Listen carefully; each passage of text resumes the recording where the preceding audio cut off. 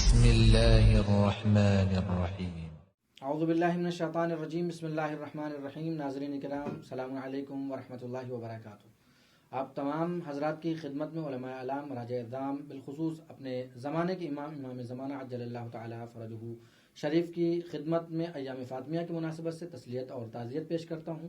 ناظرین، جیسا کہ ہماری گفتگو ہوئی تھی پچھلے ایپیسوڈ میں اہمیت فاطمیہ سے متعلق، اور اس میں ایک سوال پر گفتگو ہو رہی تھی، قبلہ نے اشارہ بھی کیا تھا، یعنی اسلام میں عورت کا مقام کیا ہے، لیکن اس کو مزید واضح نہیں کر سکے تھے، لہٰذا اسی سلسلے کو آگے بڑھانے کے لیے ایک بار پھر سے ہم زحمت فرمائی ہے خود صدر محترم مجلس علماء ہند شعبہ قم حجت الاسلام والمسلمین علی جناب مولانا احمد رضا زرارہ صاحب قبلہ، آئیے ہم قبلہ کی خدمت میں حرف التماس لے کر کے حاضر ہوتے ہیں اور اپنی اس گفتگو کو آگے بڑھاتے ہیں۔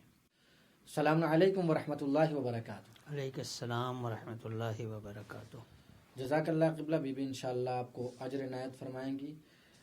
قبلہ، جیسا کہ ہمارا پچھلے ایپیسوڈ میں گفتگو ہو رہی تھی اہمیت فاطمیہ کے سلسلے میں، اس میں ایک سوال آیا تھا کہ اسلام میں عورت کا مقام کیا ہے، اس کی طرف آپ نے اشارہ کیا تھا، لیکن اگر آپ اس کو مزید واضح کر دیں تو میرے لیے اور ہمارے ناظرین کے لیے قابل استفادہ ہوگا، ہم انتہائی شکر گزار ہوں گے۔ اعوذ باللہ من الشیطان الرجیم، بسم اللہ الرحمن الرحیم۔ میں ایک مرتبہ پھر آپ کی خدمت میں اور اپنے تمام ناظرین کی خدمت میں جناب فاطمہ زہرا سلام اللہ علیہا کی شہادت پر تعزیت اور تسلیت پیش کرتے ہیں۔ دنیا والوں نے اسلام پر یوں تو بہت سے الزامات اور اتہامات لگائے ہیں، انہی میں سے ایک یہ بھی ہے کہ اسلام نے عورتوں کو محدود کر دیا ہے، مقید کر دیا ہے، قید میں رکھا ہے، وہ چادر پہناتے ہیں، وہ چار دیواری کے اندر رکھتے ہیں۔ جی، اس طریقے کے سوالات اور الزامات، بہت سے اتہامات اس قسم کے ہیں، لیکن اگر ہم تاریخ کا جائزہ لیں، ہم بہت آگے نہیں جانا چاہتے، ہم خود رسول کی نبوت اور رسول کی بعثت سے اگر ہم دیکھیں تو بہت واضح فرق ہمارے سامنے موجود ہے۔ آج جو لوگ ہمارے اوپر الزام لگا رہے ہیں ان کا اصل نظریہ کیا تھا؟ رسول جب مبعوث برسالت ہوئے تو مکے اور مدینے کے پڑوس میں، اطراف میں جو قومیں رہتی تھیں، وہ ان کا اگر جائزہ لیا جائے تو 3 قومیں وہاں اس وقت موجود تھیں، جن میں ایک اکثریت میں تھی اور 2 اقلیت میں تھی۔ جو اکثریت میں تھی یہ کفار تھے کہ جنہوں نے رسول اللہ کا، جنہوں نے خدا کا اور رسول کا کلمہ نہیں پڑھا۔ 2 اقلیت میں تھے یہودی اور عیسائی۔ کفار کا نظریہ کیا ہے عورتوں کے سلسلے میں؟ اگر ہم تاریخ کا جائزہ لیں تو وہ کہتے یہ تھے کہ عورت ایک ایسی منحوس ذات کا نام ہے کہ اگر وہ ہمارے گھر میں آ جائے، پیدا ہو جائے، تو یہ سب سے بڑی منحوسیت اس گھر کی ہے اور باپ کے لیے، اور یہ منحوسیت اس وقت تک دور نہیں ہو سکتی، یہ نحوست اس وقت تک دور نہیں ہو سکتی جب تک اس کو زندہ درگور نہ کر دیا جائے۔ تاریخ عرب اگر آپ اٹھا کر دیکھیں تو اس قسم کے واقعات بھرے پڑے ہیں، قرآن نے بھی اس کی طرف اشارہ کیا ہے کہ قیامت کے دن ان سے پوچھا جائے گا کہ تمہیں کس جرم میں زندہ دفن کر دیا گیا، کس جرم میں تمہیں قتل کیا گیا ہے۔ وَإِذَا الْمَوْءُودَةُ سُئِلَتْ بِأَيِّ ذَنبٍ قُتِلَتْ، کیا گناہ تھا تمہارا، تمہیں کیوں قتل کیا گیا ہے؟ تاریخ بھری پڑی ہوئی ہے۔ لہٰذا ایک قوم کا نظریہ یہ ہے کہ یہ ایک منحوس ذات ہے اور اس کو زندہ درگور کر دینا چاہیے، یہ اکثریت میں تھے۔ 2 پڑوسی اسلام کے اقلیت میں تھے، ایک یہودی اور ایک عیسائی۔ یہودیوں کا نظریہ کیا ہے؟ آج جو سب سے زیادہ اسلام پر الزامات، اتہامات، بہتان لگاتے ہیں، یہی 2 قومیں ہیں، یا عیسائی ہیں یا یہودی ہیں۔ ان کا نظریہ دیکھیے آپ۔ یہودیوں کا نظریہ یہ ہے کہ ایک یہودی کا سب سے بڑا جرم یہ ہے کہ وہ کتاب مقدس کو جلا دے، تورات کو جلا دے، مگر اگر اس کے سامنے دو چیزیں آ جائیں، یا یہ کہ عورت کو تعلیم دیا جائے یا تورات کو جلا دیا جائے، تو کہتے ہیں تورات کو جلا دینا کار ثواب ہے، اس کے مقابلے میں یہ کہ عورت کو تعلیم دیا جائے۔ یہ ہے یہودیوں کا نظریہ کہ جو سب سے زیادہ آج اسلام کو متہم کر رہے ہیں۔ آئیے عیسائیوں کا نظریہ دیکھ لیتے ہیں کہ عیسائی کیا کہتے ہیں۔ عیسائی کہتے ہیں کہ عورت چاہے جتنی نیک ہو، جتنے اعمال صالحہ، نیک عمل، جو کچھ بھی وہ کر لے، جنت میں نہیں جا سکتی۔ کیوں؟ اس لیے کہ جنت میں وہ اس لیے نہیں جائے گی کہ وہ ہمارے بابا آدم کو جنت سے نکلوانے کا سبب بنی ہے۔ یہ تین نظریے جو آج سب سے زیادہ اسلام کو متہم کر رہے ہیں کہ یہ عورتوں کی آزادی کے قائل نہیں، یہ عورتوں کو محدود کر رہے ہیں، ان کی نگاہ میں عورت کی فضیلت نہیں ہے، ان کی نگاہ میں عورت کچھ بھی نہیں ہے، یہ ان تین لوگوں کا نظریہ ہے۔ پہلا نظریہ عورت منحوس ہے، دوسرا نظریہ ان کو تعلیم نہیں دی جا سکتی، تیسرا نظریہ عیسائیوں کا نظریہ کہ وہ جنت میں تو جا ہی نہیں سکتی چاہے جتنے اچھے اعمال کر لے۔ اب آئیے اسلام کی طرف۔ اسلام کیا کہتا ہے؟ سب سے پہلے قانون ختم کیا، سب سے پہلے قانون جو ختم کیا وہ تو ختم کیا۔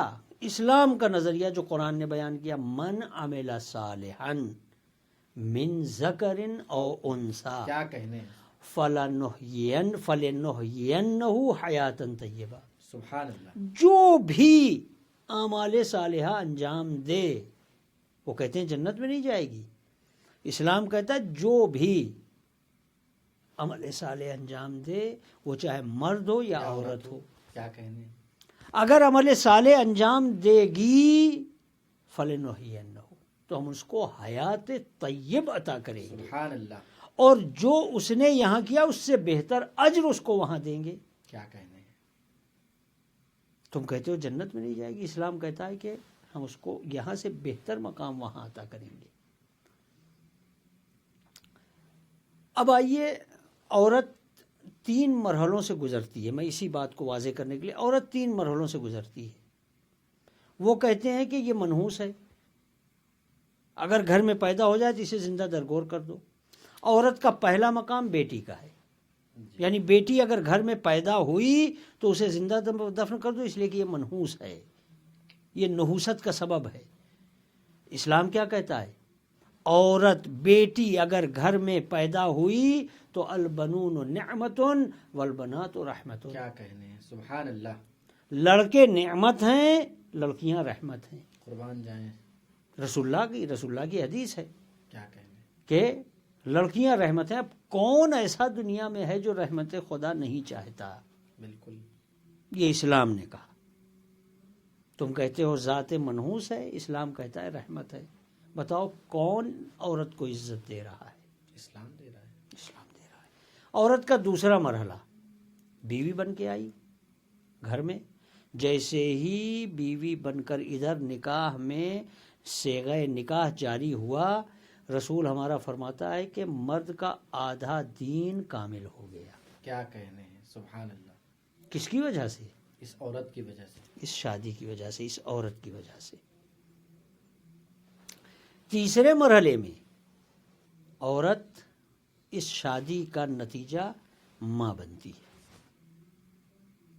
جب ماں بنی، رسول نے ہمارے آواز دی، الجنت تحت اقدام الامہات۔ اللہ، سبحان اللہ، تم کہتے ہو جنت میں نہیں جائے گی، میرا رسول یعنی اسلام کہہ رہا ہے کہ جنت تو عورت کے پاؤں کے قدموں کے کیا نیچے ہے۔ کہنے، کون اسلام کو، کون عورتوں کو گھٹا رہا ہے، کون عورتوں کو بے عزت کر رہا ہے، کون عورتوں کی عزت کا قائل نہیں ہے؟ آؤ آ کر اسلام سے پوچھو کہ عورت کا مقام کیا ہے، عورت کس مرحلے پر ہے، اسلام کہاں عورت کو دیکھنا چاہ رہا ہے۔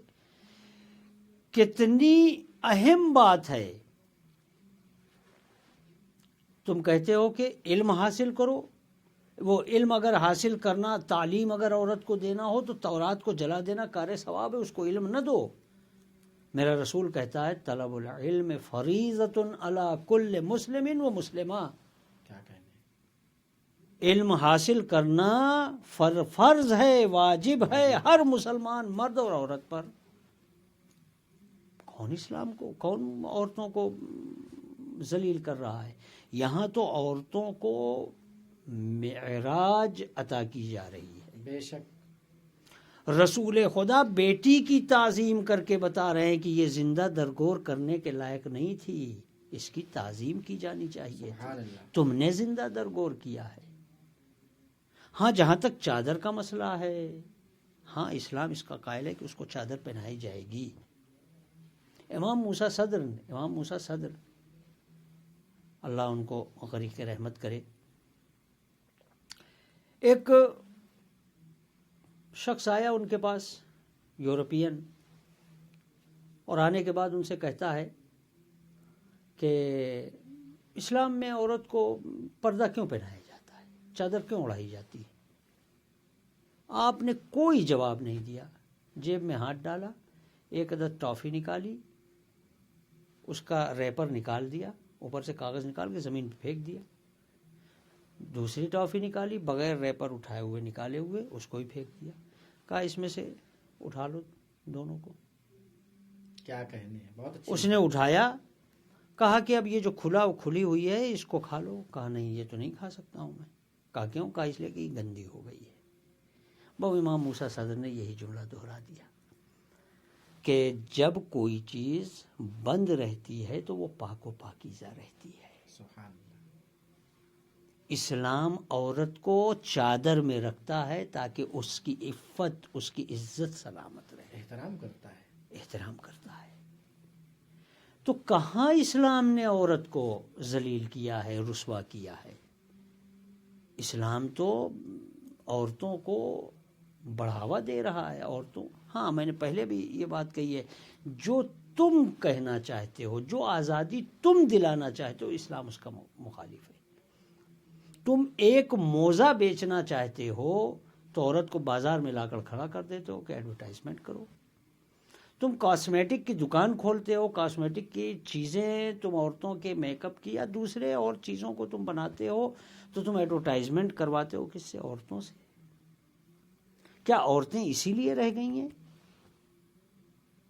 کہ وہ تمہاری چیزوں کو، تمہارے پروڈکٹ کو وہ برہنہ نیم برہنہ حالت میں لوگوں تک پہنچائیں تاکہ لوگ کھنچ کے تمہاری طرف آئیں؟ اسلام اس آزادی کا قطعاً مخالف ہے۔ اسلام اس آزادی کو نہیں چاہتا ہے۔ ہم ابھی اس پر مزید گفتگو کریں گے۔ یہ جو نظریہ ابھی آیا ہے جس پر آج کل بہت زیادہ زور دیا جا رہا ہے فیمنزم کے عنوان سے، ہم انشاءاللہ اس پر گفتگو کریں گے اور تفصیل سے گفتگو کریں گے۔ والسلام علیکم ورحمۃ اللہ وبرکاتہ۔ جزاک اللہ۔